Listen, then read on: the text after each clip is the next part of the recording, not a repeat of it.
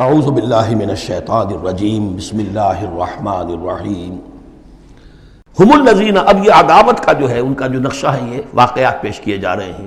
ایک غزوے سے واپسی پر دو مسلمانوں کی کچھ لڑائی ہو گئی، ایک مہاجر تھے اور ایک تھے انصاری۔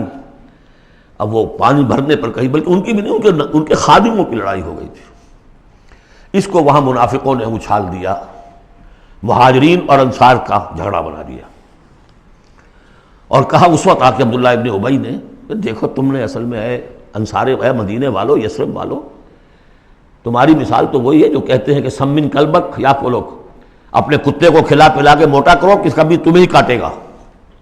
تم نے ان کو جگہ دی، پناہ دی، کھلایا پلایا، اب یہ تمہارے سر کو آ رہے ہیں، غریبانوں کو آ رہے ہیں۔ خدا کی قسم اگر ہم اب مدینے پہنچ گئے تو ان ذلیلوں کو وہاں سے نکال باہر کریں گے۔ ان کی یہ جرت، انصاری کا خادم اور ایک مہاجر کا خادم لڑے ایک انصاری کے خادم سے۔ ہم نے پناہ دی، اپنے ٹکڑے کھلائے ان کو، اپنی جگہ دی، اور آج ہی ہمارے سروں کو آ رہے ہیں، ہمارے منہ کو آ رہے ہیں۔ یہ بکواس اس نے کی۔ وہاں موجود تھے ایک نوجوان زید بن ارقم، انہوں نے جا کے حضور کو بتا دیا۔ حضور نے بلایا، نہیں جی جھوٹ پتہ میں نے نہیں کہا، یہ چھوکرے نے پتہ نہیں کہاں سے سن لیا، یہ چھوکرا کیا ہے یہ، اور آپ اس کی بات مان رہے ہیں میرے معاملے میں۔ خاموش رہے حضور۔ پھر یہ آیات اتر گئیں جس نے چھوکرے کو صحیح ثابت کیا کہ کہا انہوں نے یہ۔ تو حضور نے فرمایا کہ لڑکے کے کان نے غلط نہیں سنا تھا، لیکن ایک بات نوٹ کر لیجئے، ان معاملات میں بھی حضور کوئی اقدام نہیں کر سکے عبداللہ ابن ابی کے خلاف۔ یہ نوٹ کرنے کی بات ہے۔ یہ جو لوگ سمجھتے ہیں کہ مکمل سٹیٹ قائم ہو چکی تھی مدینے میں، فوراً حضور کے جاتے ہی بڑی حماقت کے اندر مبتلا ہے۔ یہ ضرور ہے کہ حضور کو وہاں ایک حیثیت حاصل ہو گئی، لیکن جو تصور ہمارا ہے اس زمانے میں سٹیٹ، ریاست میں کبھی یہ ہو سکتا ہے کہ فوج میں سے 1000 میں سے 300 بھاگ جائیں اور ان سے کوئی باز پرس بھی نہ ہو بعد میں؟ Is it possible؟ آج کی جدید ریاست میں کہیں یہ ممکن ہے کہ آپ کہیں اور عدالت، کسی اور عدالت میں اپنا مقدمہ لے جائیں؟ محمد کی عدالت میں نہیں جانا جی، ہمیں تو یہودیوں کی عدالت میں جانا ہے۔ منافقین یہ کرتے تھے، کوئی پکڑ نہیں تھی۔ پکڑ کب شروع ہوئی ہے؟ فتح مکہ کے بعد۔ اب یہ اس کی خوش قسمتی تھی عبداللہ ابن ابی کہ اس سے پہلے یہ واصل جہنم ہو گیا خود ہی، ورنہ یہ کہ فتح مکہ کے بعد ریاست قائم ہوئی ہے۔ یہی وجہ ہے کہ اس کے بعد پھر جب جنگ کا اعلان ہوا ہے تو جو نہیں گئے ان سے باز پرس ہوئی ہے، حساب کتاب ہوا، اس سے پہلے نہیں۔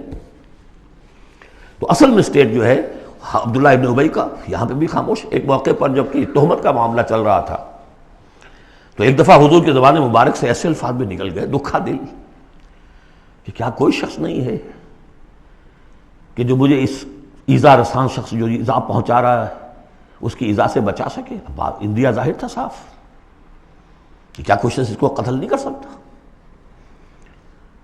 اب واقعات مختلف آتے ہیں۔ ایک واقعے میں تو یہاں تک آتا ہے کہ سعد ابن معاذ موجود تھے، انہوں نے کہا کہ حضور آپ مجھے حکم دیجئے، میں قتل کرتا ہوں اس کو۔ سعد ابن عبادہ تھے، وہ خزرج میں سے تھے، وہ فوراً تم یہ اس لیے کہہ رہے ہو کہ وہ خزرج کا آدمی ہے؟ تو معلوم یہ ہوا کہ وہ جو قبائلی عصبیتیں تھیں کسی نہ کسی درجے میں ابھی موجود تھیں، ایک دن میں صاف نہیں ہوتی یہ چیزیں۔ پھر حضرت سعد بن عبادہ کہتے ہیں حضور سے، حضور اس شخص کے معاملے میں نرمی کیجئے، اصل میں اس شخص کو ہم بادشاہ بنانے کا فیصلہ کر چکے تھے، اس کے لیے ہم تاج تیار کر چکے تھے، آپ آئے تو اس کے سارے خواب جو ہیں وہ بکھر گئے۔ اس کا ایک طرز عمل ہے، لیکن یہ کہ اس کا اثر ہے ہمارے قبیلے میں۔